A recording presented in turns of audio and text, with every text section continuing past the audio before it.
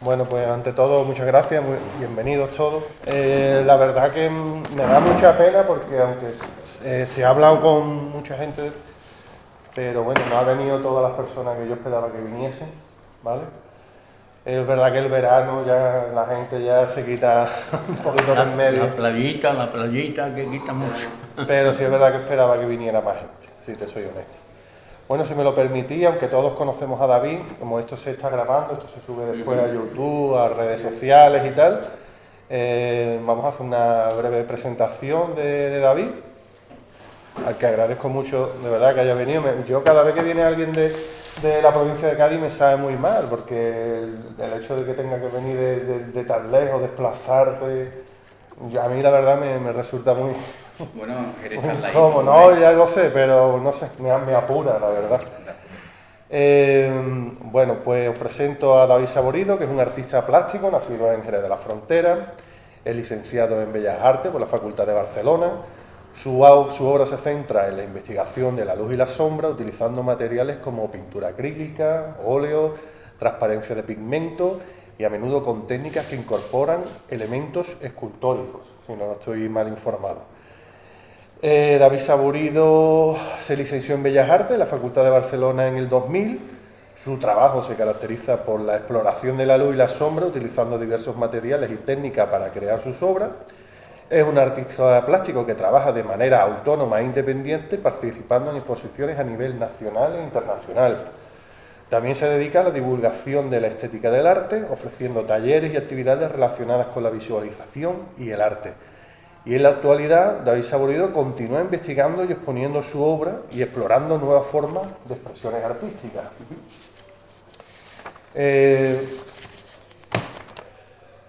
La verdad que tienes mucho material en internet.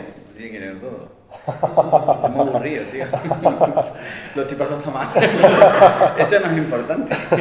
Eso quien quiera que lo busque. Eso. He seleccionado algunas preguntas, ¿vale? Espero que sean las correctas, ¿vale? Y que sean de tu agrado, ¿vale? Hubo en un artículo, entrevista, que a mí me pareció muy curioso, por eso lo apunté, que dices que te describes, ¿no?, como un sacerdote del arte, que te diferencias de los comediantes. Y explicas que la pintura es algo muy personal y muy serio. Además mencionas que pintas para curarte y para sanarte. ¿Podrías profundizar en cómo es esta versión sacerdotal y esta necesidad personal e imperiosa de manifestar en tu proceso creativo en el resultado al final de tu obra? Bueno, para empezar, yo creo, estoy convencido que yo no he dicho nunca que yo soy un sacerdote y no pertenezco. Seguro que no, porque no suelo hablar así. No, de mí no suelo decir eso, porque realmente yo no sé ni lo que soy. A ver, vamos a empezar. Yo sí suelo decir una reflexión bastante para mí importante en el arte, que es en el arte, y de hecho esa reflexión no es mía, bueno, podía ser mía de la forma que lo voy a decir, pero no es mía, como porque todas las reflexiones se vienen haciendo a lo largo de la historia. En el arte existe el comediante y el sacerdote.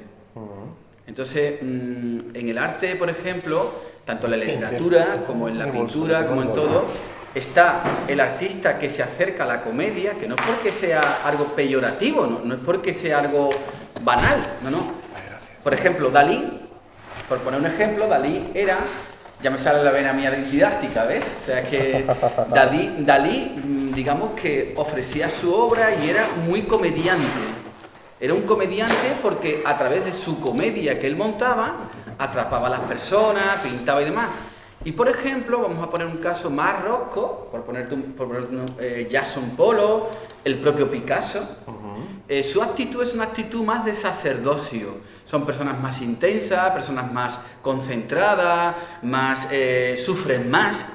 Edvard Munch, por ejemplo, sin ir más lejos. Frida Kahlo, por ejemplo. Leonora Carrington. ¿Me explico? Entonces, en el arte, en la disciplina que tal, yo he estudiado y pienso así. Están las personas que se toman esto de una manera mucho más, como más seria, más profunda, se lo toman muy en serio y de una manera muy intensa porque viven unas vivencias muy personales que le conducen a ese sentimiento y hay otras personas que se lo toman mucho más libre, con menos paranoia interna, de manera más no te voy a decir superficial, pero desde una óptica desde arriba. Podía poner muchos artistas y podía poner muchas... por ejemplo, Lorca era un sacerdote de lo que hacía. Unamuno. ¿Me explico? Entonces, en el arte sí creo haber dicho y haber explicado esto porque me parece muy hermoso y muy interesante que en el arte se puede ser un comediante o un sacerdote. En ese caso, yo creo, honestamente, que quien me conoce y está cerca de mí sabe que yo soy un sacerdote. Es verdad. ¿Pero por qué? Porque mis vivencias de pequeño, todo lo que yo he vivido en mi infancia, todo eso me ha hecho ser como soy, de intenso y así como yo soy. Pero bueno, eso no es una decisión mía, es que eso es lo que hay, ¿sabes? Si me permites ¿Te he explicado? Si me permites la siguiente pregunta. El concepto de encuentros en la luz, con la luz, perdón, es central en su obra actual. Bueno, estamos hablando ya de... bueno, es algo que estás estudiando desde 2019, tengo aquí anotado. ¿Sí? ¿Cómo surgió la idea y qué nuevas revelaciones o espacios de luz has descubierto a lo largo de esta investigación tan profunda? Bueno, el proyecto o la propuesta mía, la titulación de la obra de Encuentros con la Luz, viene de una serie de obras que yo hice en la década del año entre el 2014 y 2015. O sea, yo me di cuenta de un aspecto en el que yo cuando trabajaba intentaba conversar de manera plástica con la luz que se concentraba en la parte de la sombra de lo que yo hacía. ¿Pero por qué? Porque a mí me gusta mucho reflexionar y me gusta mucho escribir, ¿vale? Me gusta mucho escribir, no sé escribir, pero escribo, ¿vale? Escribo para explicarme y demás y anoto muchas cosas y bueno. Y yo le doy mucha importancia a lo que se sumerge y está oculto en la luz. Por ejemplo, yo siempre pongo este ejemplo, el candil que en un cuarto oscuro, el candil que sostiene la vela, y la vela está totalmente iluminada. Tú entras en el cuarto, tú ves todo el cuarto iluminado, ves la vela encendida, pero es muy difícil ver el candil, porque el candil está en la sombra, pero el candil es el que levanta la vela. Es muy importante el candil y está la sombra. Entonces muchas veces lo importante no se ve porque está la sombra. Una metáfora muy bonita, ¿eh? Claro, entonces para mí ese tipo de reflexiones que yo trabajo mucho para meditar, para procesar todo lo que hago, pues me llevó al encuentro con la luz. La luz es un tema súper tratado en la historia del arte, en la historia de la pintura, desde Rembrandt, bueno pues la luz es un tema principal. Pero no es tanto la zona de luz, sino la luz que acontece en la sombra. Entonces en mi pintura, que de hecho ahora estoy comisariando una exposición bastante importante en la Casa Iberoamérica, que se inaugura el día 10 de julio, que os invito, ¿vale? Entonces entre Marisa Villén, que es mi compañera maravillosa, gestora y un servidor, pues estamos con 5 colecciones barajando, seleccionando para hacer una exposición muy potente en la Casa Iberoamérica. Se inaugura el día 10 de octubre, va a haber debates, tertulias. Julio, ¿qué he dicho? Octubre, que estoy fatal. Julio, 10 de julio, ¿vale? Vamos, lo vais a ver, se va a llamar Miradas ensimismadas, cuando salga Y es una exposición muy interesante porque son muchos lenguajes diferentes y ahí voy a presentar una instalación mía. Porque a mí me gusta, como comisario, cuando actúo como comisario y demás, me gusta intervenir con el hecho. Porque yo pienso que tú tienes que predicar con el hecho, no con la palabra. Hay por ahí una frase muy bonita de un filósofo que decía que tus hechos sean tan contundentes que no dejen escuchar las palabras, ¿no? Entonces hay que hablar con los hechos. Entonces, yo pienso que si yo me dedico a la crítica, me dedico a la divulgación, me dedico a hablar de los demás, pues yo voy a empezar poniendo mi obra por delante, ¿no? Para que tú puedas hablar de mi obra, ¿no? Porque es fácil, desde mi punto de vista, allá en Barcelona, yo decía, claro, es que usted es crítico, pero usted pinta. ¿Usted sabe lo difícil que es pintar? No, es que usted debería de pintar para poder hablar así de la obra de mi compañera. Que si usted pintara, usted sabría por qué ella va por aquí. Entonces, yo tengo la fortuna de estar pintando y estar en activo a día de hoy. Y además de llevar intensamente ese apartado de divulgación que tanto me encanta, ¿no? Entonces, en la Casa Iberoamérica voy a presentar 3 obras bastante importantes, grandes, donde la luz acontece en la sombra. No, se me enrolla un poquito, pero... No, está muy interesante. Entonces, bueno, es importante hacerle ver a las personas que el arte, como la vida en sí misma y las cosas importantes, no son triviales, no son banales. Muchas veces en la sociedad de hoy se banaliza el arte, se banaliza el amor, se banaliza la política, se banaliza todo. Y perdemos la esencia de las cosas. Se banaliza todo. Hasta la comida, el cafelito, los amigos, todo se banaliza. Entonces, desde mi posición como hormiguita o el ácaro de la hormiga, en mi pequeño nicho de actividad, intento hacer importante todo esto. Y me parece muy interesante eso. Las luces que acontecen, las luces que acontecen en la sombra de una obra. Ojo, que sin la sombra no está la parte de luz. Para que haya luz tiene que haber sombra. Pero ojo, lo difícil es visualizar y crear las luces que acontecen en la sombra. No sé si me he explicado. ¿Ves tú cómo estoy más ahora perdido? Se te ha entendido. Es que es difícil, pero es que es así. A mí, desde mi humilde, porque siento decir que yo no entiendo de arte, pero me hiciste reflexionar una cosa, y después de tantos siglos, ¿no? De tantos pintores, que uno imagina, ¿no? que debería de estar ya perfeccionado todas las técnicas que pueden haber con referente a lo mejor a la luz, ¿no? A la hora de aplicarla. Y sin embargo, tú eres un estudioso, tanto tú como muchas personas, ¿no? Aún así de la luz, ¿no? Después de tantos artistas, tantos años de investigación. No sé, en el fondo me sorprendió un poco, pensando también, ¿no? Habiendo ya tanto hecho y tanta información, que aún así todavía uno sea capaz de perfeccionar a lo mejor aún mucho más la técnica. No sé si estoy a lo mejor confundido con lo que estoy diciendo. Yo creo que sí, bastante. Te dice porque, mira, desde mi punto de vista, porque el artista, el creador, no va buscando la perfección. No es una cuestión de dominar lo que haces. Ese no es un artista, es un pintor. ¿Me explico? El creador padece lo que hace, vive para lo que hace. Y el hecho de que perfeccione o se haga con un tipo de técnica es para sanarse por dentro, para construir obras, escribir libros, poemas, ¿me explico? Hacer cosas que le sanen por dentro, o que exista una comunicación por dentro. Su objetivo no es la perfección es absurda. Además, de hecho, la perfección, ¿qué es?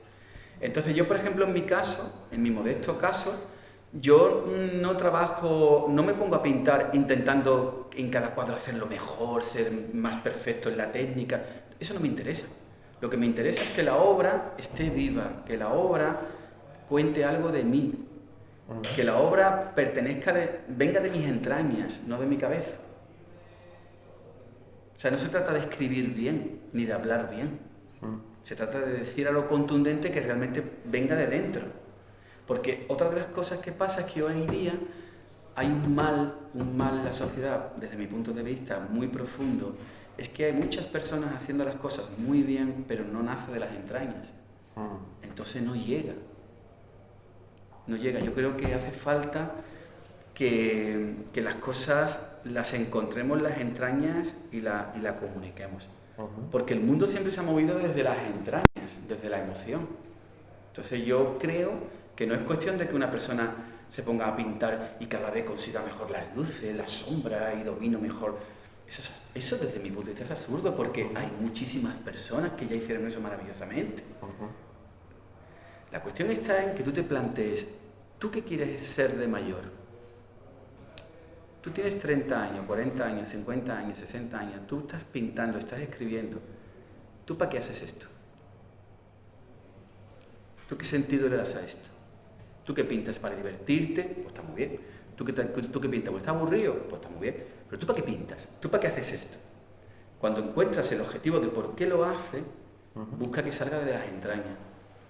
Una forma de conectar sensibilidades con los demás, puede ser. Claro, es que desde mi punto de vista, el problema es que hay mucha gente pintando, pero pintan por pintar. Mucha técnica, pero luego no... Se apuntan a las clases de pintura o pintan para mejorar la técnica, para aprender a pintar, para poder, como un reto, ¿no? Y después hay una persona que no lo hace por eso, lo hace porque le encanta poner colores y disfrutar con los colores, y tú miras ese trabajito y dices, joder, tío, cuánta verdad hay ahí, ¿no? Entonces, esa verdad, y citando un poquito la literatura, ¿no? De un foro libre, Baudelaire, ¿no? Era uno de los que decía, la pintura de las mentiras más hermosas que existen. Porque la pintura es un efecto óptico que te engaña a la vista, pero te hace sentir una verdad. Pero si el artista ha puesto la verdad, si el artista ha puesto el artilugio de la herramienta perfecta que ha aprendido, pues yo, por ejemplo, cualquier persona me dice, pues mira, toca muy bien el violín, o canta muy bien, pero no me transmite nada. ¿Por qué? Con lo bien que lo hace. Porque a lo mejor falta eso. Ese es mi punto de vista. Sí, te entiendo perfectamente. No tengo por qué tener la verdad, pero es mi punto de vista, de lo que yo estoy viendo, ¿no? Yo veo que hay muchas personas preocupados en hablar bien, en tal. Sí, pero tío, ¿por qué no te para pensar qué quieres decir, no? Porque a lo mejor para decir lo que tú quieres decir no te hace falta hablar tan bien. No sé. Sino que llegue el mensaje... Claro, ¿no? Claro. Yo muchas veces en Barcelona nosotros nos hacían preguntarnos, ¿no? ¿Y usted para qué pinta eso? A mí me partía, no voy a decir la palabra, pero me partía por dentro. Me decía, ¿y usted para qué pinta eso? En catalán me lo decía, ¿eh? Con lo cual pegó mi pintaba.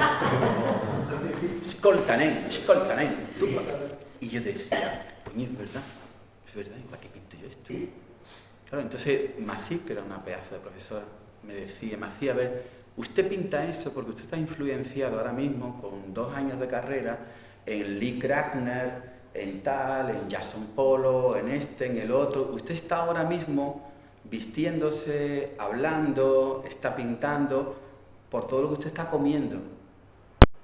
El día que usted deje de aprender y aprenda con H intercalada, si eso ocurre, usted será un artista. Hasta entonces usted es eso, un copista, uno que traduce lo que te dicen, ¿no? Y eso a mí, yo me acuerdo, cogía el metro, yo vivía en la calle Scuderies, al final de la Rambla, a la izquierda, y venía fatal, tío. Había veces hasta que lloraba, tío. Y digo, hijo de puta, lo que me ha dicho aquello. Es que es verdad. Y me decía, ¿usted qué está leyendo ahora? ¿Usted qué está escuchando? Yo estaba escuchando entonces a Tom Waits, no sé si lo conocéis. Sí, hombre. ¿No? Y estaba viendo, por cierto, la serie me dio mucho de jovencito por Bergman, El silencio de Bergman, la saga de Bergman, de en blanco y negro, ¿no? ¿Y usted por qué? Y eso tiene que ir con usted, y eso va con usted, esa música va con usted. ¿Se ha pensado que esa música va con usted? Usted, no sé. Claro, entonces yo llegué a la conclusión de que yo no estaba formado, yo me estaba formando. Entonces, a mí me gustaba eso, ese confronto que te hacía el maestro, la maestra, y te decía, oye, nen, ponte delante tuya y reconócete que tú estás ahora copiando cosas, pero que algún día te tienes que preguntar, ¿y yo qué quiero ser de mayor? Si esa pregunta no se la hace usted y ahí no introduce usted la H intercalada en aprender, usted toda su vida va a estar haciendo esto por azar. Ganará dinero, será famoso, será pintor conocido, pero usted no será un artista. Porque ser artista no tiene nada que ver con ser famoso, vender cuadros y estar... Me gusta el mensaje. Es aplicable además a todos los aspectos de la vida, ¿no? Muchas veces yo creo que nos tendríamos que cuestionar también esas frases, ¿no? ¿Y para qué hago esto en la vida? ¿No? Es muy interesante, me ha gustado mucho. Y me hace reflexionar y profundizar, la verdad. Bueno. Es cierto, es cierto. Bueno, vamos a avanzar un poquito porque está muy interesante. Sí, es que tienes una forma de decir las cosas con mucha profundidad. Pues perdóname, macho, yo lo he advertido, yo estoy tocado el ala, entonces pues, a mí me gusta, me gusta. Mira, hubo un momento en el que afirmabas que no haces tu arte para que le guste a la gente, ¿no? Un poco a lo mejor a lo que estamos hablando ahora, ¿no? O para estar de moda, ¿no? Sino porque es lo que le nace. ¿Cómo manejas la tensión entre esta profunda motivación personal y la necesidad de exponer y divulgar tu trabajo al público? Bueno, pues una pregunta muy buena, oye, te la has currado, ¿eh? Gracias. Yo venía por una cosa más ligerita, ¿no? Pues mira, para empezar, yo desde muy jovencito, de verdad ya estaba en Barcelona y tal, y yo sentía un amor profundo por las personas, por la comunicación. Yo me acuerdo que yo disfrutaba muchísimo con las personas y me pasa hoy también me pasa eso. Me encantan las personas, me encanta el contacto con el público, me encanta ayudar, me encanta aprender y compartir. A mí siempre me ha gustado eso. Me encanta la comunicación, me encanta darle al otro lo que yo he descubierto, compartirlo, ¿no? Entonces yo creo que es muy importante en mi faceta como ser humano, la necesidad que tengo, fíjate, porque yo creo que es una necesidad personal, de compartir con el otro y estar enamorado del otro, porque hay mucha gente que no está enamorado de nada, sino de su perro y de su acompañante, ¿me explico? El resto de la gente le molesta. A mí me gustan las personas, a mí me encanta venir aquí, conoceros, oye, pues las vivencias, el estar con las personas, a mí me encanta, yo creo que sí, y quien me conoce y es amigo o amiga mía, creo que sí, que es verdad. Eso es fundamental, ¿vale? Pero también es verdad que hay una cara B, Yo pinto y me dedico a la creación plástica y a la pintura y todo lo que estoy haciendo porque es verdad que yo estoy dañado por dentro. Yo cuando era jovencito tuve la oportunidad, yo siempre lo he dicho, yo tengo mucha suerte porque siempre tengo gente muy buena a mi alrededor enseñándome, ayudándome y demás, ¿eh? Entre ellos mi amigo Fernando está aquí y yo siempre he tenido la suerte de tener personas que me cuidan, que me aconsejan, que me ayudan, ¿sabes? Que siempre, de verdad, siempre he tenido esos ángeles, ¿no? Ahí. Y yo tuve psicólogos y gente preparada al lado mía y bueno, pues me lo dijeron, a ti lo que te pasa es que tú tienes que hacer esto porque esto a ti te sana, para poder, oye, para superar tu infancia, para todas esas cosas, porque esas cosas no se superan, están ahí. Entonces yo creo, que mi actividad pintando viene de esa carencia, de esa situación que yo viví. Y esto está relacionado en mi tierra, yo soy de Jerez, y además del Jerez de pueblo, de la barriada de Jerez. Mi padre de pequeño me llevaba a escuchar al Torta, me llevaba a Terremoto, yo vivía al lado de Terremoto, y yo pertenezco un poquito desde pequeño ya al acercamiento al flamenco puro, puro. Y mi padre me decía, niño, escucha, yo me acuerdo de eso, dice, escucha el quejío, de agujeta, por ejemplo, el que más me dice, agujeta, padre, vamos, es el que más a mí me dice, escucha el quejío, y yo le decía, papá, yo no entiendo nada. Dice, es que no tienes que entender nada, tú escucha, porque en el lamento te lo está contando todo. Y yo esas cosas, tío, de pequeño no me daba cuenta, pero como ya de mayor, yo me acuerdo de todo eso. Y es que es verdad, el artista, la creación tiene una parte abstracta, por eso a lo mejor yo también mi lenguaje es abstracto, no es figurativo, porque yo me quedo con el lamento de esos cantadores, ese quejido, ¿no? Quejido abstracto que contaba tanto, ¿no? Entonces yo pienso que yo procedo de... Yo necesito pintar para eso, para sanarme. Yo creo que la pintura, lo mismo que te he dicho que lo otro es una actitud mía muy de amor y muy guay, pues la pintura yo pienso que es una posición mía personal para curarme, independiente. Lo que pasa es que, bueno, que trabajo con galerías, expongo en muchos sitios, afortunadamente me compran la obra, quiero decirte que estoy muy activo y tengo la suerte de poder estar ahí, ¿no? En esa línea. Pero lo hago desde la perspectiva de sanarme. Por eso yo cuando alguien me dice, ¿y tu obra cómo es? ¿Es bonita? Digo, bonito el atún. ¿Y tú qué pintas? ¿Tú pintas azoteas de Cádiz o campiña de Jerez? Digo, yo no, ¿yo para qué me pinto una azotea de Cádiz y una campiña de Jerez? ¿Eso para qué lo voy a hacer yo? Eso lo hace ya mucha gente. Entonces, ¿tú qué es lo que pintas? Claro, pues te quedas en silencio y dices, claro, ¿cómo le explico yo a esta persona lo que yo pinto? Entonces, claro, me recuerda a mi padre que me decía, niño, escucha el lamento del quejido. ¿Qué tiene que entender? ¿Qué tiene que entender? Me decía, ¿qué tiene que entender? Con mucha guasa me decía, ¿qué tiene que entender? ¿Qué tiene que entender? Y entonces, ¿qué quiere que entienda? Escucha, tú escucha y verás. Decía, y verás. Y con el tiempo me he dado cuenta de que posiblemente una de las cosas más complicadas del mundo del arte es darte cuenta de que todo no se explica pintando algo figurativo, formal y entendible. Que a lo mejor se trata de intentar pintar ese quejío, ¿sabes? Ese lamento, y otra vez vuelvo a lo mismo, tu lamento, no el lamento de Manolo, el tuyo. No pintar como pintaba Mar Rosco, como Frida Kahlo, como fulanito, como ella, sino pintar como te nace a ti. ¿Sabes? No se me estoy explicando. Sí. Yo te estoy entendiendo. Mira, hablando de técnica, tu técnica es muy distintiva, ¿no? Utilizas herramientas como un martillo viejo, coladores y escobas, trabajando a menudo en el suelo del estudio.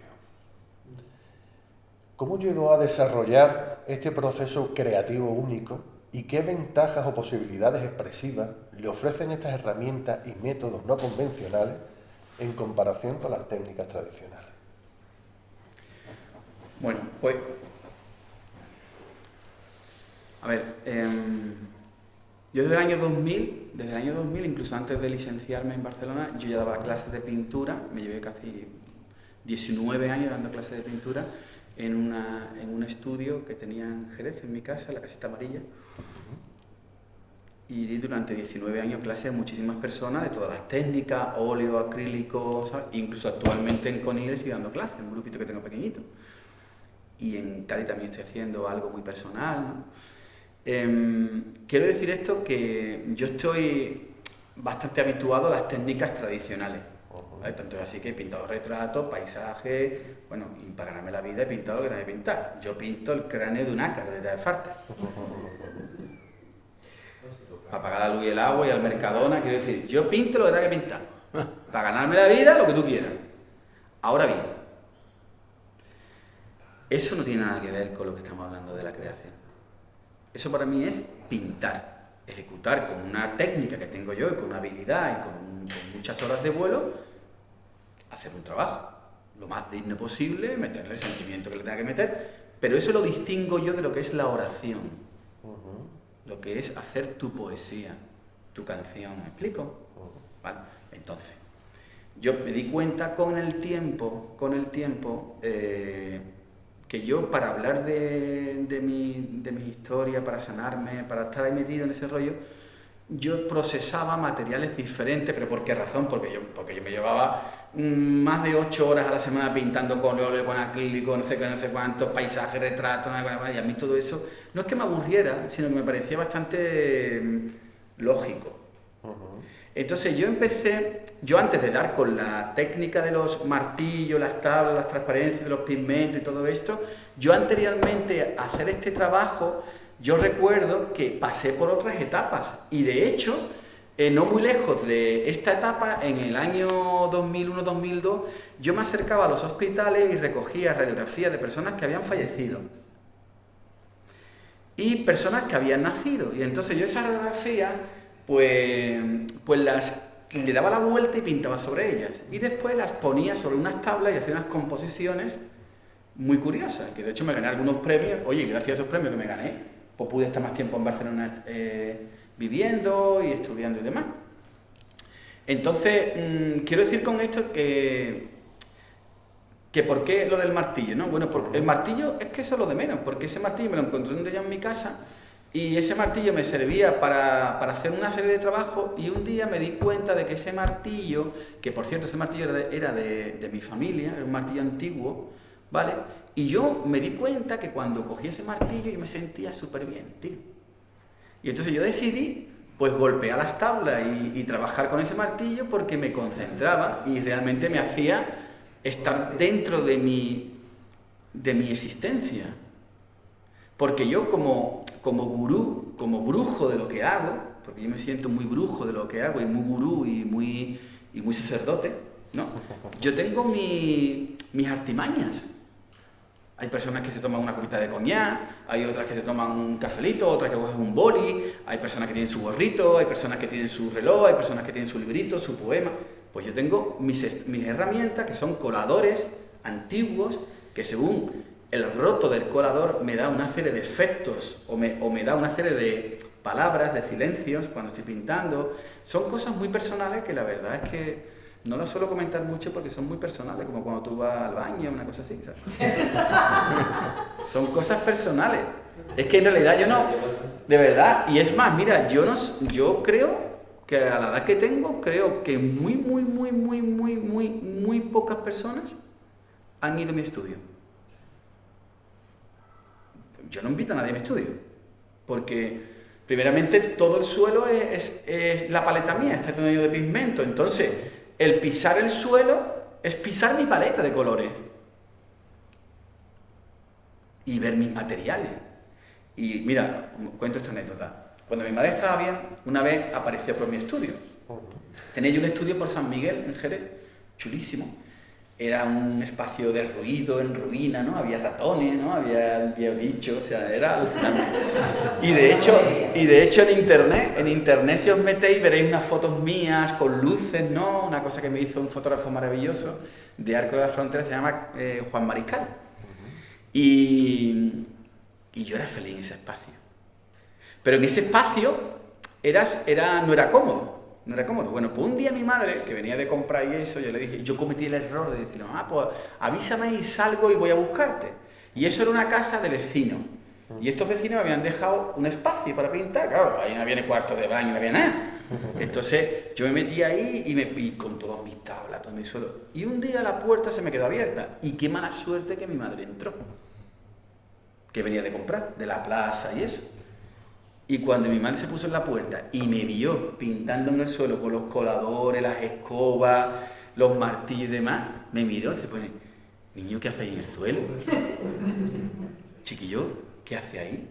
¿No te da vergüenza con la edad que tienes? Claro, mi madre no se podía, ella decía, coño, mi hijo, si yo he visto a mi hijo pintando retratos con caballetes, paisajes, ¿qué hace ahí, David? ¿Qué estás haciendo?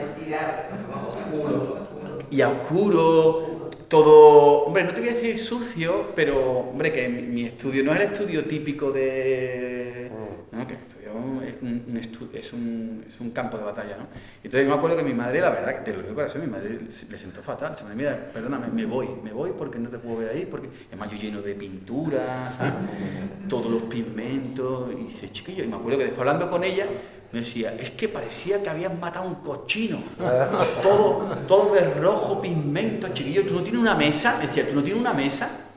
Y yo, no, mamá, pero es que yo en el suelo, cuando me pongo en el suelo, yo siento el suelo, ay, tú estás más ahora perdido, tú estás más ahora perdido, de verdad, yo no entiendo, no sé. Pero la foto se ve preciosa con los Claro, las fotos son muy bonitas de Juan Mariscal, sí. Están en las redes sociales y se pueden ver y bueno, ¿qué quiero decir con todo esto? Quiero decir con todo esto que desde mi punto de vista, que se entienda bien, desde mi punto de vista, como yo vivo esto, el espacio mío donde yo pinto, con los materiales que yo pinto y demás, es algo personal. Y de hecho, estoy escribiendo ahora un libro que no lo termino porque necesito concentración, necesito eso, que hace falta.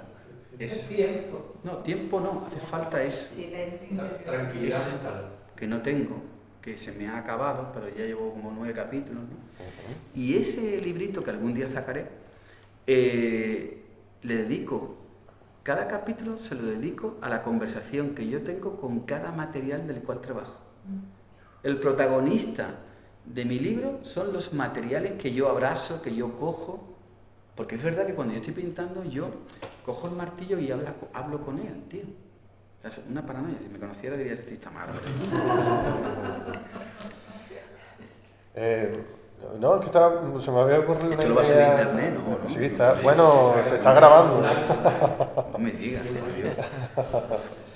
Bueno, mira, te formulo otra pregunta. Venga. Tiene que ver un poco con lo que has estado hablando ahora, ¿no?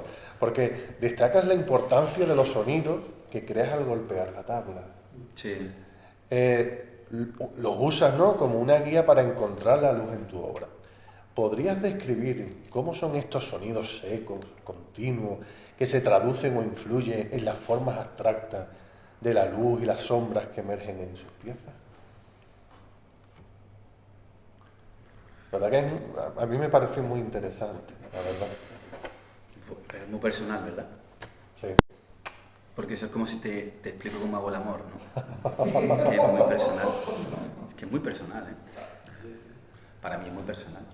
Entonces, sí es verdad que... No tienes por qué contestarla. No, sí, porque de hecho yo he hablado de eso en otras conferencias, pero sí es verdad que... Es que es muy interesante, mira, porque yo trabajo en el suelo, ¿vale? Yo proceso todo en el suelo. La tabla está sumergida en el suelo. Tanto es así que tú, una persona que no esté muy puesta, entra en el estudio y ve las tablas y dice, ¿cuál es la tabla y cuál es el suelo? Pues, ¿no? Es que no se ve muy bien, no se ve... Yo sí lo detecto, ¿no? Entonces la tabla, en la medida en que va funcionando, la obra va funcionando, la obra va como levantándose del suelo, se va como distinguiendo. Yo la tabla la proceso con golpes cortos y secos, largos, muy profundos, gracias al martillo. Yo golpeo la tabla por los cantos, mano. Según el golpe, yo tengo ya detectado que según el sonido, la tabla, la obra me va pidiendo más, menos. Otra vez volvemos a lo del cante. Ese golpe que el cantador está haciendo, que solo escucha él. Un poco eso a mí me quedó. Y entonces yo he encontrado un lenguaje en el que el martillo, el toque del martillo, el sonido del martillo,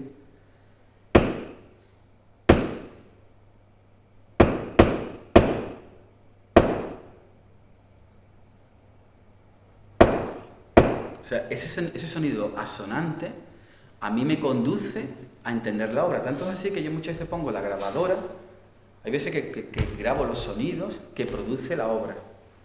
Y muchas veces incluso antes de irme al estudio, lo que hago una hora antes es que me pongo los casquitos y empiezo a escuchar los sonidos del día anterior. Esos sonidos del día anterior son como para mí los bocetos de cómo iba la obra. Todo esto es una paranoia muy personal. Pero no, David, a ti eso, los pigmentos son los que, o sea, la cantidad de pigmentos que tiene es lo que hace que te suene de distinta manera la tabla. No, posiblemente es la humedad que va adquiriendo la tabla, la humedad de la tabla, porque la tabla se humedece con el aceite y todo. La tabla, al golpearla, sí, tiene un sonido, pero es un sonido que te vuelvo a decir que produce, hay un sonido que yo interpreto, no es científico, esto no es científico. Un compás, ¿no? Claro, esto es algo muy personal, esto es como cuando alguien coge la guitarra, la toca y dice, no, esto va por aquí. Bueno, ¿y cómo lo ha descubierto? Porque hay mucho de interpretación. Por eso a mí me han dicho muchas veces, ¿tú por qué no das una masterclass y le enseñas a la gente cómo hace eso? Yo, ¿cómo voy a enseñarse eso si yo no sé ni cómo me sale a mí? ¿Entiendes? O sea, es que ese es el tema. El tema está en que yo he aprendido a hacer eso de una manera muy personal y si es verdad que yo escucho los sonidos estos y a mí la tabla, yo sé por dónde conducirla. Y la obra va saliendo, va emergiendo, va saliendo como una especie de bloque de luz, de escultura hacia arriba, ¿no? Y yo voy comprendiendo, yo voy entendiendo, voy hablando con ella, pues es una cosa muy personal, muy íntima. Y los sonidos, yo trabajo en silencio, ni aquí FM ni nada, ¿eh? Esto te pone musiquita, ya pone hoy lleva... No, música ninguna. Es más, como haya sonido de la calle que entre, me molesta. Me pongo unos casquitos también para intentar evitar el máximo sonido, porque no es un sonido... No es que yo tenga que escuchar el sonido, no. El sonido es interno. La vibración. Claro, ¿me explico? Que no sé explicarlo, tío. Sí, se entiende. Habría que verlo, pero verlo Tampoco es una cosa tuya. es lo que uno siente. Hay un tema que es la cimática. En la cimática lo que se hace no es el arte que tú dices, porque es la interacción que hay entre un sonido y una materia. Entonces, poniendo, por ejemplo, arena en una superficie, dependiendo de la frecuencia sonora, al poner a vibrar la tabla, en este caso sería el cuadro, ya por sí mismo, entre la vibración y el sonido, se genera una figura. Normalmente son mandalas y eso es el estudio de la cimática. Entonces, escuchándote a ti, yo veo que tú tienes el arte de, con tu intención y la materia, a través de la vibración, conectar con la tuya y en esa necesidad de expresar la autenticidad vibrando con esos materiales se genera el arte. Tu arte, porque siempre es subjetivo, como tú dices. Es que yo venía aquí un poco atípica porque yo no conozco tu obra. Pues hace muy bien, porque no merece la pena. ¿Cómo que no? ¿Cómo que no? Además, tú lo ves a la que sigue. Pero como no estoy en redes sociales ni nada, soy ignorante. Pero sí me atrae y es por lo que he venido. Entonces, claro, escuchándote tengo mi propia percepción, como cada uno, pero desde la ignorancia del tema. Es muy interesante lo que cuentas. Es muy apasionante lo que estás diciendo, porque lo veo como esa necesidad de expresar al creador que todos llevamos dentro desde nuestra subjetividad, marcada por tu infancia, por la necesidad de resignificar ese niño en una adultez y con una intención y ya con unos recursos que en tu caso es lo que manifiestan el ser original, ¿no? En la comunidad de humanos. Entonces, bueno, qué interesante. Sí. Pues mira, si tiene alguna amiga tuya que tenga Instagram, tú le dices que es David Saborido G. No, en cuanto que Y salga. lo- Claro, ya con lo virtual, no, si esto hubiese sido hace 20 años, pues tú tienes imágenes de obra que yo estaba deseando y bueno, me tengo que esperar hasta que no... Bueno, el día 10 de julio en la Casa Iberoamérica puedes verlo. Pero si es verdad, yo no puedo engañarme ni engañar a nadie. Si es verdad que de lo que estoy hablando es algo muy personal y yo de verdad, humildemente, yo no sé tampoco por qué sale, porque fíjate que yo me he dado cuenta que para que salga mi arte, como dice bien ella, ¿cómo te llamas? Susana, como dice Susana, mi arte, tú tienes que estar conectado por dentro. Yo practico la meditación, yo practico el meterme dentro. Si no me meto dentro y no me siento ahí dentro, no sale nada. Por eso no es una cuestión de intelecto. Esto hay que entenderlo. Que no es intelecto, que no es que tú domines. Es más espiritual, ¿no? Para mí, es más espiritual. Es que si no... Es que incluso hay momentos en los que yo tengo tiempo, me puedo meter a trabajar y no puedo trabajar. ¿Por qué? Porque no soy capaz de salir de todo lo que tengo en la cabeza, de problemas, de no sé qué. No soy capaz. Entonces me meto en el estudio y lo que hago es... no sé, como cuando tú estás con alguien y no estás con alguien sino que tiene la cabeza puesta en 4 cosas, pues esa sensación me pasa a mí. Entonces por eso yo me trabajo y me cuido mucho por dentro. Porque yo sé que si no cuido eso de dentro, no sale fuera. Yo cuando ella ha explicado ese concepto, es lo que yo interpretaba de cuando golpean las tablas. Yo pensaba que era mediante la reverberación, ¿no? Claro, es lo que interpretaba yo. Y bueno, escuchándote, ¿no? Se me ha ocurrido, no sé si esto te serviría o no te serviría, pero ¿has probado a lo mejor a ponerle esos audios a un músico? No sé si un musicólogo, no sé si se dice así, un experto en música. ¿Qué audios? ¿Qué audios? Los de los golpes, porque al fin y al cabo es lo que tú dices, como un compás al final, ¿no? Que tienes con el arte. No sé si incluso se podría nacer algo de eso. Ten en cuenta que no, verás tú, yo no, los golpes, así suena muy bonito, pero los golpes son golpes, ¿eh? Hombre, que no tienen ninguna, hombre, sinceramente, que no son golpes con un compás, no, que de verdad que lo digo de corazón, que yo estoy levantándome, sentando de rodillas, me pego un palizón del 15, ¿eh? Yo cuando llego a mi casa, ¿para qué vengo de hace 4 horas de fútbol? Y se me escucha pisar el suelo, respirar, porque yo trabajo con un mono, con una máscara, con unas gafas, se me escucha respirar, la respiración cada vez más dificultosa, y son golpes, vamos, me encantaría pasar a los golpes, son golpes muy no son bellos, son golpes de verdad, o sea, no hay musicalidad en los golpes, que no hay nada de eso. Pero no es necesario que haya una musicalidad, pero es que no sé cómo describírtelo ahora mismo. Pero tiene que ver mucho con el ambiente también, mucho con lo que estás describiendo, ¿no? Que si los pasos, que si el crujido de la madera, que si los golpes, que si el sonido de la brocha. No es tanto a lo mejor crear una música en base bueno, sí, pero discúlpame, es que ese es algo que se me ha venido a la cabeza. Pero yo creo que alguien con el talento y con el conocimiento y con esa sensibilidad que tú tienes también, yo creo que sabría interpretar una obra en base a eso. Se me está ocurriendo, por ejemplo, un artista, no sé si lo voy a pronunciar bien, Olafur Arnalds, creo que se llama, y me ha recordado mucho a eso.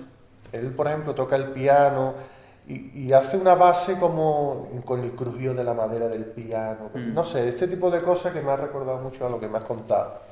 Disculpa, ¿no? No, y lo que pasa es que te digo que es verdad, es muy interesante lo que estás diciendo, Manu, pero tengo que ser honesto, yo no, como te vuelvo a decir, yo eso lo hago para sanarme. Vale.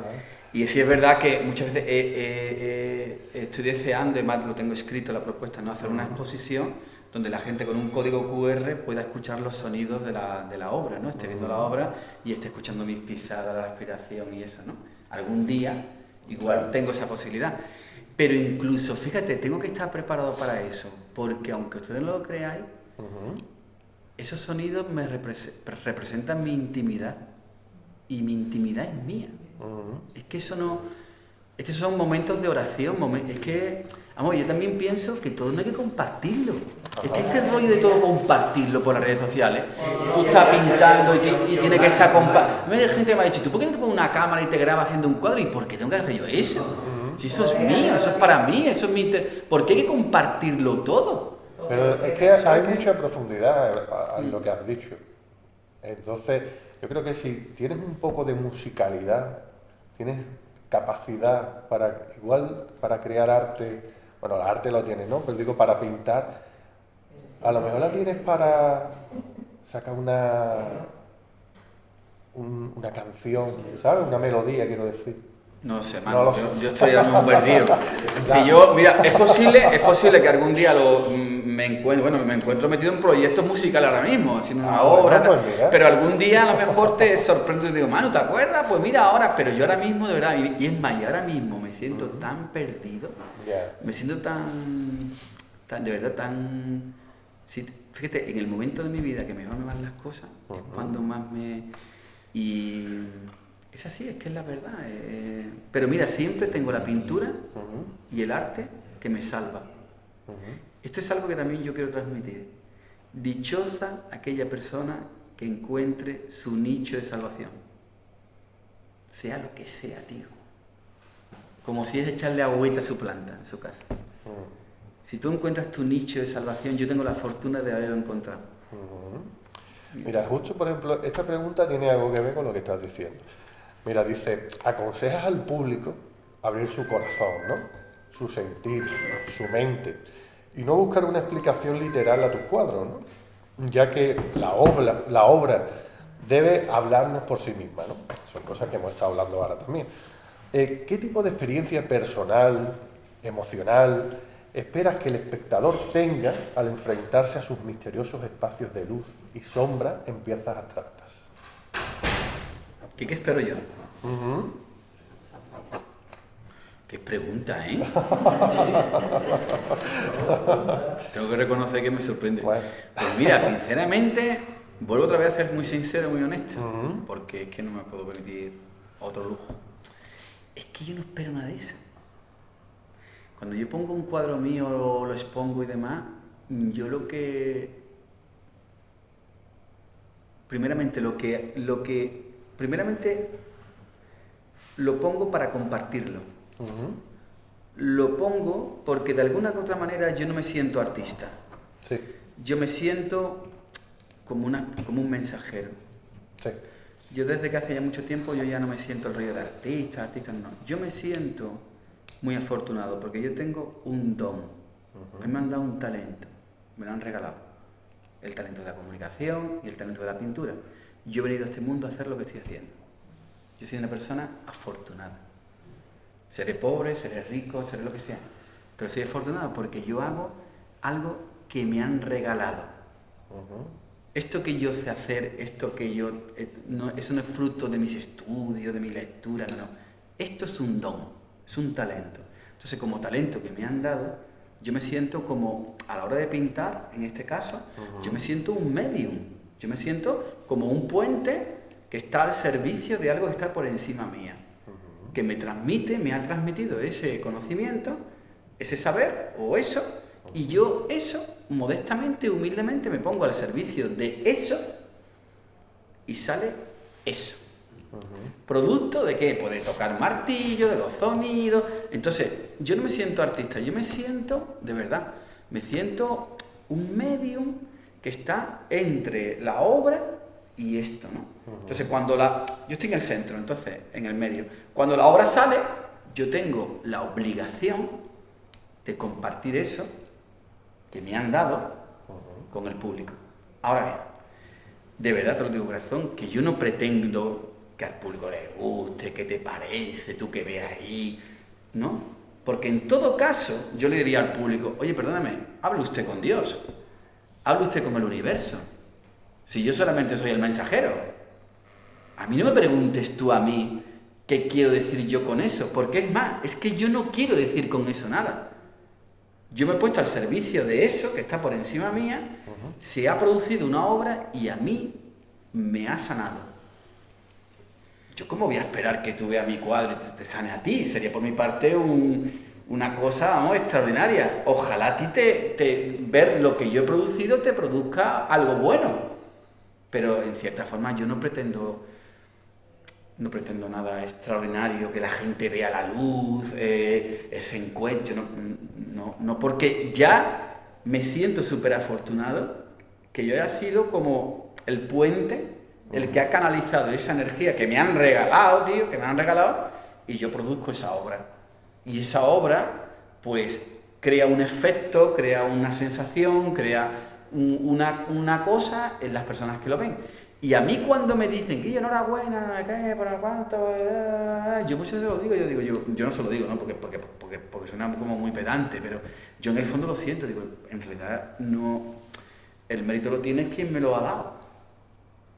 Porque yo lo que he hecho es ponerme al servicio de... ¿Me explico? ¿Me estoy explicando? Sí. No es que yo haya producido eso con mi talento. A ver, con mi talento, yo te pinto la cabeza de un perro, yo te pinto un retrato, yo te pinto un paisaje, te pinto una zapatilla, te dibujo, ¿me explico? Eso lo hago yo con mi habilidad, con mis horas de dibujo, de pintura, con mis habilidades técnicas, después de 20 años, 25 años. Pero eso de la creación no sale de las habilidades. Porque de hecho hay mucha gente pintando 30 años y no crea una obra. Tiene cuadros muy bien pintados. Entonces, eso que yo produzco, desde luego, eso me lo han regalado a mí. Es un talento que a mí me han dado. Entonces, yo no me siento para nada especial ni fíjate, te diría que ni autor de eso, ¿eh? Porque eso no sale siempre que yo quiero. Es que eso hay que decirlo. Es que yo trabajo mucho tiempo durante 2 años para obtener una colección de obras. Y anda que no me cuesta mi trabajo terminar una obra. Claro. Que esto no es, vamos, demuéstrame, como yo muchas veces veo, ¿no? Que hay gente que durante 2 horas pinta un cuadro de todo. Y digo, ay, Dios mío, qué envidia, por Dios. Yo no puedo, porque yo empiezo eso, lo dejo, lo vuelvo a retomar. Es una conversación, tío, es un camino de amistad, donde hay problemas, donde... ¿Me explico? Es algo que cuando sale la obra y te la compra alguien y la pone en su casa, es que yo digo, Dios mío de mi alma. No sé si me estoy explicando. Sí. O sea, yo no me siento artista, yo me siento mensajero, me siento canalizador o el puente, ¿no? El puente que separa el arte, por así decirlo, de esto que está por encima de nosotros, ¿no? Yo soy el puente. Y después está el público, el receptor, que es el que vive eso que se ha producido, ¿no? Mira, tengo otra pregunta. Además de tu faceta como pintor, ¿no? Te dedicas a la divulgación estética.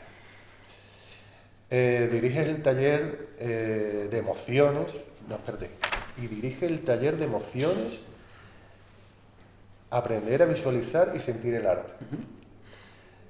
¿Cómo se complementan estas dos pasiones? ¿Y de qué manera tu experiencia personal en la creación artística enriquece tu enseñanza como valorar una buena obra de arte y comprende su sonido y objetivo de la ciencia? Bueno, Su sentido y objetivo de la ciencia. bueno, yo tengo la fortuna, de verdad, por eso te digo que me siento muy afortunado, y lo digo abiertamente, yo me siento muy afortunado. Y lo digo así. Yo todas las mañanas cuando me levanto, me golpeo con la oreja de la cabeza. Es un exagerado. Porque sí, porque es verdad, porque yo me siento muy afortunado.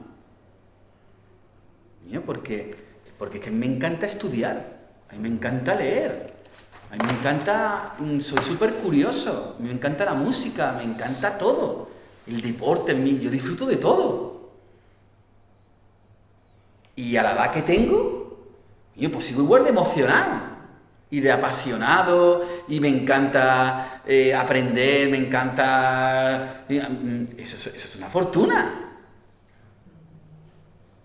Y además me siento súper ignorante, con lo cual el hecho de dar conferencias, visitas guiadas, hacer todo lo que hago, claro, como me produce tanta ignorancia, porque en realidad soy tan consciente que nosotros estamos siempre unidos por lo que ignoramos. Tú y yo, Manu, si nos parecemos en algo, nos parecemos en el campo que ignoramos. Ignoramos tanto los dos que estamos juntos. En cierta forma no estamos juntos por lo que sabemos, estamos juntos por lo que ignoramos, porque nos queda tanto que aprender. Entonces, a mí personalmente, es que el hecho de que todavía a día de hoy me sigan haciendo la necesidad de leer, de estudiar, de prepararme una ponencia, de prepararme una visita guiada, de prepararme, de estudiar y además trabajarme la divulgación, porque para enseñar es muy difícil. Es que enseñar es muy complicado, transmitir. Además, yo hago cursos, episodios que grabo en Vimeo, no sé, oye, pues yo me trabajo mucho la enseñanza. Y tú, para enseñar, tú no puedes enseñar de lo que tú echas aquí, no. Tú enseñas, o así lo entiendo yo, de lo que te sobra del vaso. Yo siempre hablo de lo que sobra. Yo las cosas que estoy echando hoy en el vaso, de eso no puedo hablar, de eso hablaré dentro de 1 año o 2. Yo hablo de lo que ya he mamado, de lo que he aprendido, con H intercalada. O sea, entonces, ¿qué te quiero decir con esto? De que yo soy muy afortunado porque yo, para hacer todo mi campo de divulgación, de enseñanza, hacer mi proyecto es que visualizar y sentir el arte. Todo eso que yo hago me nace de la necesidad de formarme yo como persona. Entonces, para mí es una fortuna porque es verdad que yo soy autónomo, que necesito ganar dinero, y yo que intento ganarme la vida, ¿no? ¿De acuerdo? Sí. Pero yo cada vez que vengo al museo a dar clase, a la universidad, a Cádiz, aquí y allí, y yo la noche antes no salgo, tío. Y me dicen, vete de copa. Yo no, ¿pero por qué? Porque mañana imparto. Que mañana imparte, pero píchate, ya impartiendo 15 años, no me jodas. ¿Tú estás nervioso? No, pero yo me concentro, no sé qué. Incluso como menos. Yo como cada 14 horas, ¿eh? Como los perros. Intento hacerlo así. Cada 14 horas como. Bueno, pues a lo mejor yo esa noche ya no como nada. O sea, ¿Pero por qué? Porque yo me pongo nervioso, tío. Me pongo nervioso, para mí estar delante de las personas es un respeto, tú tienes que estar formado, tienes que ser... Además, yo en ese proyecto, yo intento analizar la ciencia de la estética del arte. A mí este rollo de a mí me gusta, a mí no me gusta, no, mira, perdóname, no. Esto funciona o no funciona. Y después, ¿te gusta a ti o no te gusta a ti? Es que la gente se ha confundido con eso, ¿eh? Vamos a ver. ¿Que a ti te parezca Beethoven aburrido? No. La música de Beethoven es una maravilla. Otra cosa es que tú tengas conocimientos para valorarla.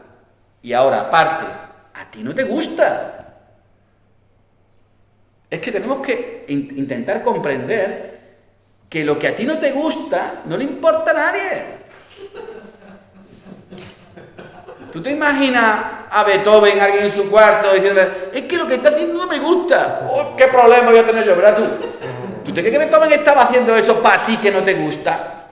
Cuando pasen 100 años, 50 años, la obra está por encima de nosotros. Entonces, una de las cosas que hay que explicar a las personas es que a ti te puede gustar algo, o no te puede gustar algo, eso es importante para ti, pero leche, tú lo que debes de, creo yo, de intentar hacer un esfuerzo es de comprender cómo funciona eso. A mí hay un montón de cosas que yo comprendo cómo funcionan y no me gustan. Claro. Y son... Pues mira, a mí esto no va conmigo, pero que yo valoro lo que haces, tío. Valoro cómo lo haces, me parece interesantísimo, cómo cantas, tío, cómo tal, o cómo escribes. Incluso lo que estás diciendo es coherente. Yo creo que sí, que te comprendo lo que quieres decir, pero lo que estás diciendo no va conmigo. A mí no me gusta lo que estás diciendo, pero reconozco que tú empatizo y te entiendo yo a ti.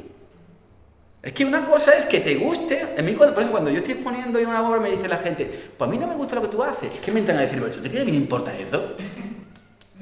¿Pero tú crees que a mí me importa que te guste o no te guste? ¿Tú crees que yo me he metido en mi estudio y he padecido lo que he padecido para sacar eso para adelante? ¿Para que te guste a ti? Hay que ser un poquito más humilde, ¿no, tío? Vamos a intentar hacer... Y entonces, el proyecto de visualización del arte, yo me lo trabajo mucho, me lo estudio mucho, me preparo mucho para hacerle ver a las personas que hay vida más allá del gusto personal. Que tenemos un ombligo así de grande, ¿eh? Que yo cuando entré en la Facultad de Barcelona me gustaban los impresionistas. Y cuando yo estaba en tercero o en cuarto, los impresionistas eran el cajón desastre. Quiere decir que cuanto más tú abres tu mente, que es como un paracaídas, que tú empiezas a valorar un montón de aspectos, de cosas. Y cuanto más aprendes, más sabes, más sustancias tiene. Tu corazón se hincha, tío, se hincha de amor, se hincha de ganas. Y además descubres más cosas que no te gustan. Claro. Cuanto más conoces, más te das cuenta de que eso no va conmigo. Es como las personas, tío. Yo conozco un montón de personas. Pues yo conozco un montón de gente que no va conmigo. Y hay otras, tío, que me iría con ellos a vivir. Pero no puedo. Porque a mí no me soporta nadie, ¿entiendes? Entonces hay que tener claro eso, que una cosa es tu gusto. A mí la camisa de Susana, ¿no? Me encanta. ¿Vale? Pero yo tengo que distinguir que a mí me encante de que la camisa es un pedazo de camisa y el diseño, cómo funciona. Es más, yo podría explicarle a cualquiera por qué esa camisa funciona maravillosamente bien. Pero no solamente la camisa, sino la medallita que tiene ya puesta sobre la camisa. Porque se pone otro complemento y destroza la camisa. Es que la ciencia que estudia la belleza, que es la estética, eso está por explicar. Y algún día se explicará. Hasta ahora lo que hacen los museos y las escuelas es explicar a la gente la historia que acontece en la obra. Y la gente compra la obra a través de la historia, del contexto de la historia. Pero no se ha explicado por qué tu caballito es rojo vermellón con la camiseta tirando a un tierra verde, porque son complementarios. ¿El caballito es del color de la bombona de mi casa? ¿Qué dice, hombre? Eso no funciona. Eso no lo hace nadie. Entonces, hay una parte muy, muy hermosa, muy bonita, que es por lo cual yo llevo ya trabajando en esto 20 años, que es explicarle al público de manera cercana, didáctica y sencilla, con palabras sencillas, Que es otra de las cosas. ¿Por qué hay que hablar con vericuetos lingüísticos y de manera complicada? Tío, si tú sabes de lo que estás hablando, sé sencillo, leche. Es que es tan atractivo ser sencillo, hablar sencillo, acercar a las personas. No ponerte aquí hablando de una manera, tío, acércate a esa persona. Háblale a su altura, tío, acércate a esa persona con la palabra, ¿no? Entonces a mí me va mucho ese rollo y además lo tengo como ya como muy interiorizado. Sé sencillo. Mi madre, por ejemplo, me dice muchas veces, David, tú hablas para que te entienda la gente. Tú hablas sencillo, David, habla sencillo. Y me dice muchas veces, explícame esto de forma sencilla. Y yo me acostumbro a hablar de forma sencilla, porque cuanto más lees, más las palabras te van...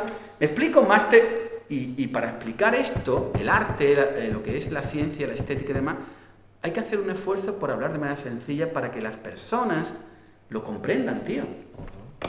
¿Me he explicado, Manolo? Sí. ¡Qué maravilla! Sí. Pues yo ya he terminado mis preguntas. No sé si alguien quiere hacer alguna pregunta a David. Bueno, con gas, ¿verdad? Bueno, yo una muy sencilla sobre tu primer libro fue todo un éxito. Recuerdo cuando llenaste el refectorio de los claustros de Santo Domingo Jerez, una de las cosas históricas que ha habido, rellenar el refectorio de los claustros en una presentación de un libro. Que fue el día 28 del 2019, el Día de los Santos Inocentes. O sea, eso Que iba yo en el taxi y me decía el del taxi, pero usted no cree que no va a ir nadie, se va a creer que es cachondeo. y yo acojonado porque había invertido 2.000 y pico de euros en el libro, me lo había autoeditado yo, ¿sabes?